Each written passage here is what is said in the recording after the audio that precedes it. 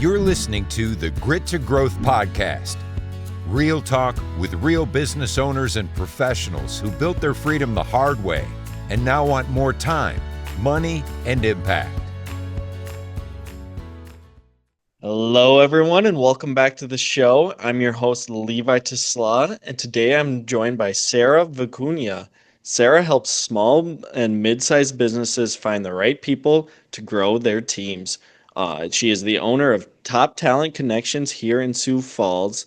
And the interesting thing is she just started her business here, so we're going to get to learn all the fresh stories she has for us. Sarah, thanks for joining us today. Yeah. Hey, Levi, thanks for having me. Well, we appreciate your time, Sarah. If you wouldn't mind, could you kind of give everyone about your personal background and story to start off here? Yeah, awesome. Well, I work and reside in Sioux Falls, South Dakota. I'm a Midwest girl, grew up in Wisconsin and went to school in Minnesota, and now here I am in Sioux Falls. So kind of the joke amongst the family is just keep moving west, right? But the roots are set here in Sioux Falls. I'm raising my family and excited about launching Top Talent Connections this summer of 25. But really before that, I was in corporate America, working in HR career and talent acquisition career, in nonprofit healthcare, in manufacturing and in construction. And life circumstances kind of happen. I'm sure we can kind of get into that today. Yeah, And absolutely. that led me to down a path of starting my own company. All right, let's hear about Top Talent Connections. Obviously, like you said, you just started here in 2025. Let's hear what inspired you to take the first steps. Yeah, awesome. Well, I honestly, when life hands you lemons, you make lemonade, right? And I found myself like we're hearing in the news right now of a lot of different layoff situations, and I found myself in a area where my position was eliminated from a startup company that I had joined. And I had kind of taken a leap of faith to leave stable corporate America to do a startup.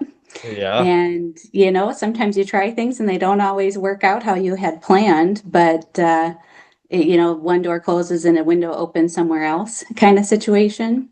And I took a little bit of time, thanks to kind of a supportive husband and family, to say, think about what you really want to do and what you're good at, what you enjoy doing.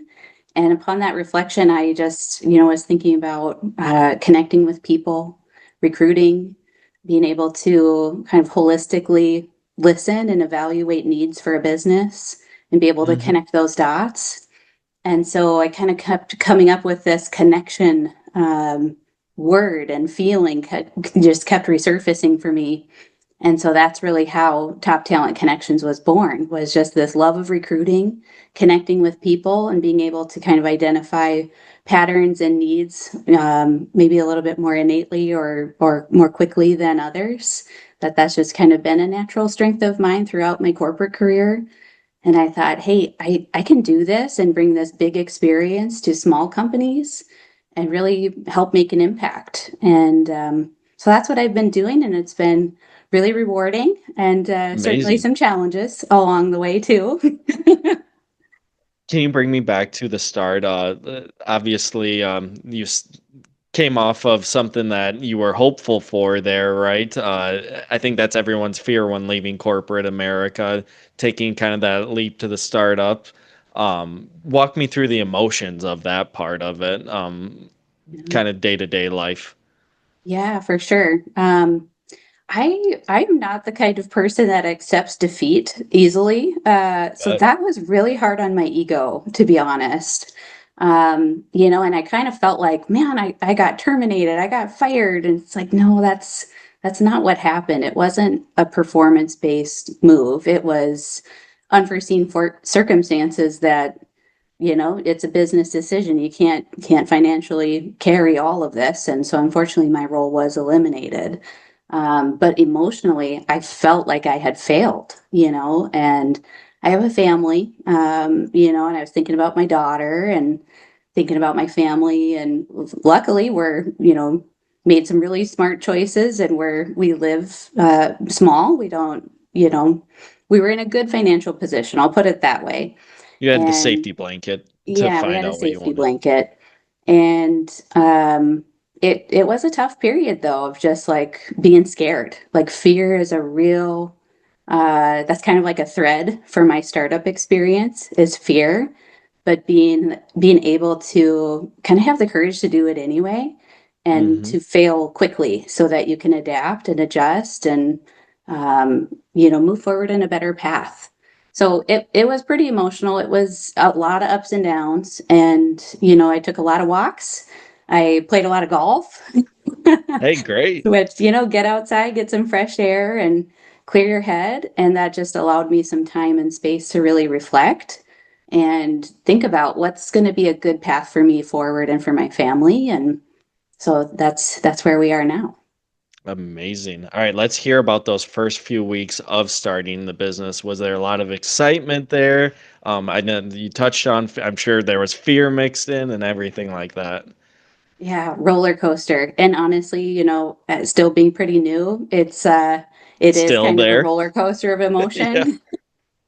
I feel like that's a Will Ferrell line from a movie or something, but yeah, I mean, especially in those first few weeks, like you're excited, you got a lot of energy and momentum going forward. I was doing a ton of outreach, just putting a strategic plan together and trying to think really logically and critically about the business.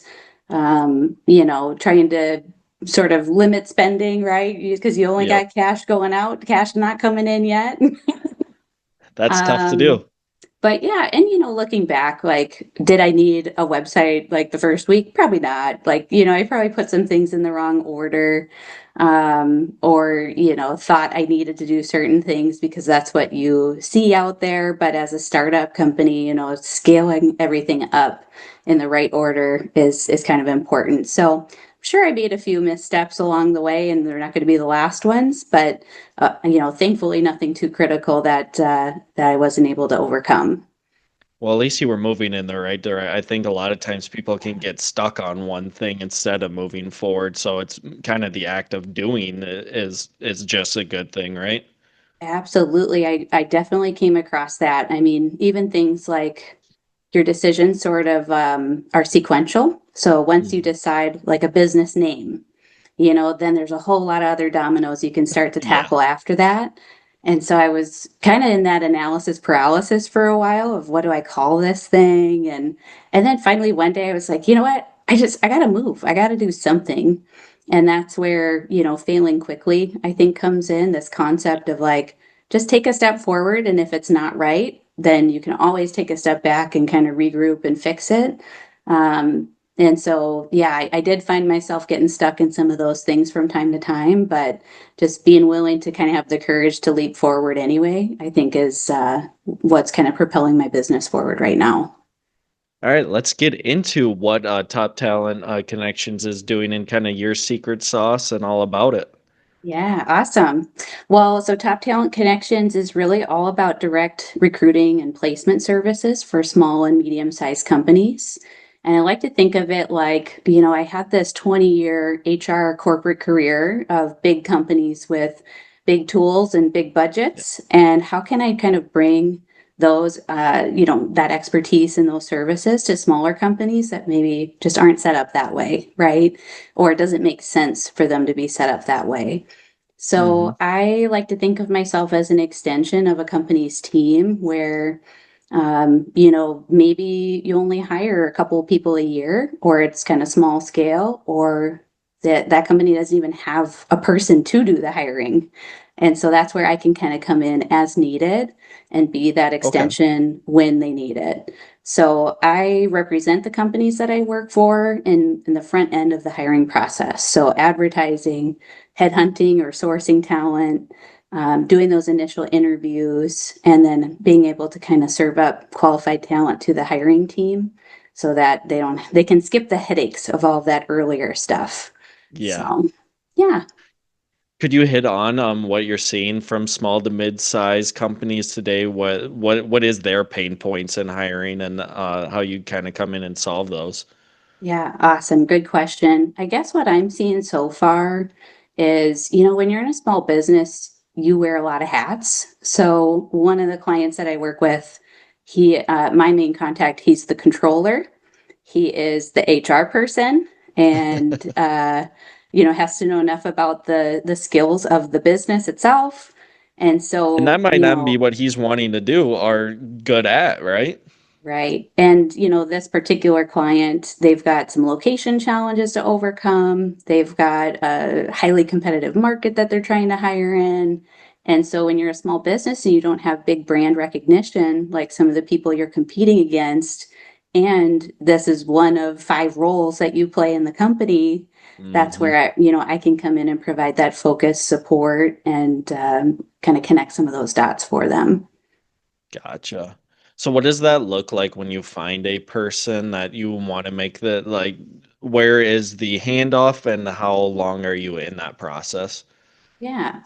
Well, honestly, I kind of structure my work depending on what's best for that client. But what's most typical, I Okay. would say, is I am involved heavily in the upfront part of the process. So understanding their needs and helping to put together, compelling advertisements and descriptions to attract the right people, whether Hmm. that be through, active advertising efforts, or a lot of times I work on passive sourcing techniques, connecting with people who maybe wouldn't have, reached out to that ad because they're not actively looking or they've never heard of that particular company.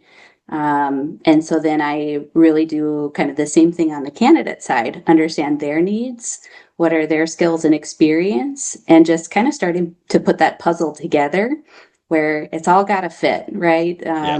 Not just the technical side or the knowledge and experience, but the motivations, what they're kind of looking for in terms of culture and team chemistry, all of that's got to be a good fit. So I do a lot of listening, a lot of open-ended questions, and just try to kind of connect those dots for people. And I think of it like it's like that triple win, right?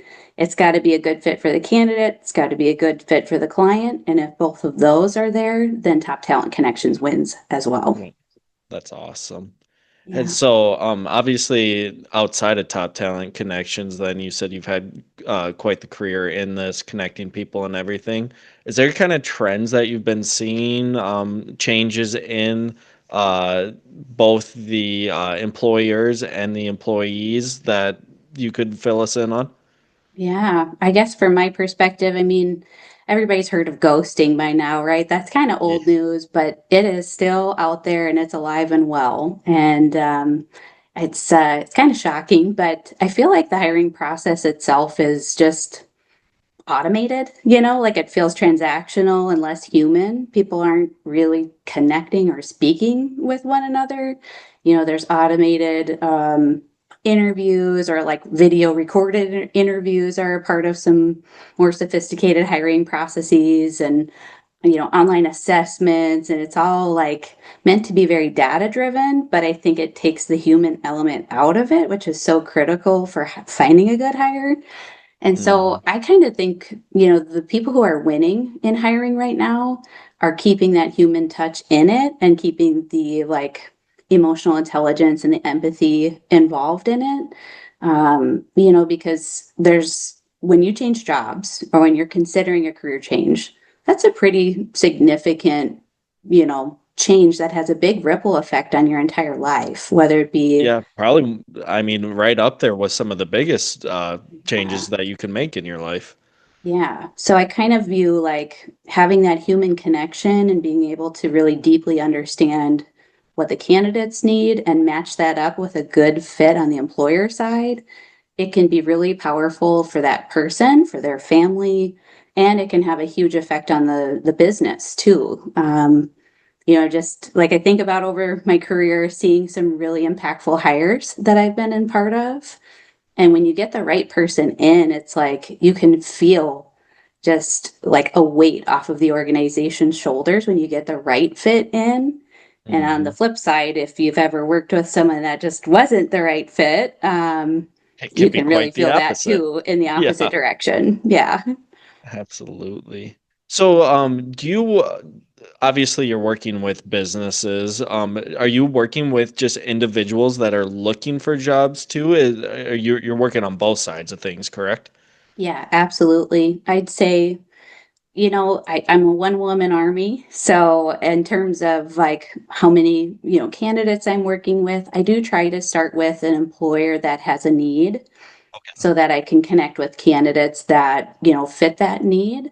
But at the same time, my world changes quick and I, come across new opportunities. And so I do connect proactively with candidates that maybe are looking but I also just try to be honest. For example, I had a candidate reach out that resides in another state, and Top Hmm. Talent Connections is really trying to be local to Sioux Falls. I want to be able to meet with my candidates and my clients face to face. That And makes sense. so I just am honest and say, I'm happy to connect, and wherever I can foster connection points or networking opportunities, I'd be happy to, but it's a little outside of my scope. That makes sense. Yeah. Sarah, is there any kind of early wins that you've had, whether that be through making the connections or just starting out the business? Is there any fun wins or anything that you'd like to share? Yeah, yeah, I've been really lucky to have a few early wins. Lucky, I don't know if lucky is the right word. I said that quick, but I've been fortunate. I think that's the word I'm looking for.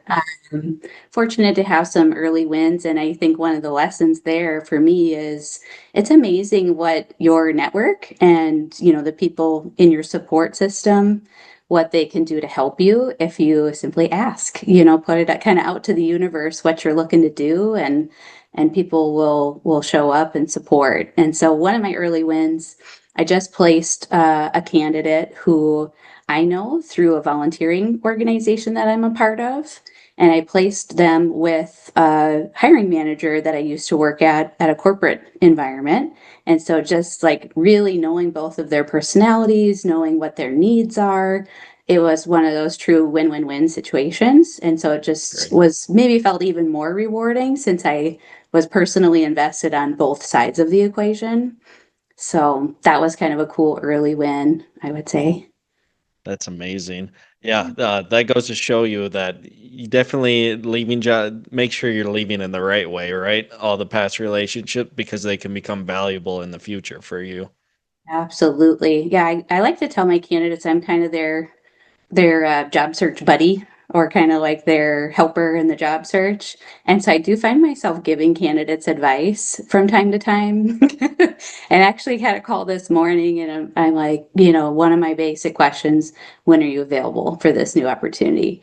And well, I'm pretty fed up, would like to leave quickly. And it's like, man, don't burn bridges. Let's make sure you're given a professional notice. That's a signal to your future employers as well. So, I find myself sharing those types of things. Yeah, getting in a coaching role a little bit. Yeah, yeah. Awesome. Sarah, when you're thinking about the next year of your company, what's some things that you're excited about there and where you're hoping to go? Yeah. Well, honestly, I am in still like figuring things out startup mode, right? And so what I've been doing is weekly, monthly, and quarterly goals. Hmm. So even stretching to a year out, I'm kind of like, well, I've got dreams for what that looks like, but I'm kind of starting small and just building my goals up on a little bit of a shorter basis right now. But I know, when I set the intention for this company, I knew that I wanted to be local. I knew I wanted to be a direct recruiting firm. And so that's where I'm going to continue to focus on opportunities that align, to that core and to what I'm trying to do. That's great. And really having a clear picture of where you're going and not letting distractions come in there. A lot Yeah. easier said than done, I know, Yeah, but for uh, sure. th- When you're chasing new leads and, trying to figure it out, it's tempting to maybe take on opportunities that don't align. well, those for those listeners that want to connect with you and learn more about the business or seek out your help, where would you send them? Yeah, absolutely. I would love that. I'm on LinkedIn, Top Talent Connections, or you could check out my website, toptalentconnections.com. Hey, good thing you did get that website then I already to know. roll. Full circle moment. That's awesome. Well, Sarah, I appreciate your time today. I think the listeners will really enjoy hearing your story, and especially you're just starting out. So we'd love to stay connected and see where you go from here. Awesome. Yeah, thanks so much for the opportunity. Of course. Well, thank you again, and thank you for everyone for listening. We'll see you on the next one. Know someone with serious grit and a great growth story? Send them our way at grittogrowthpodcast.com/guest.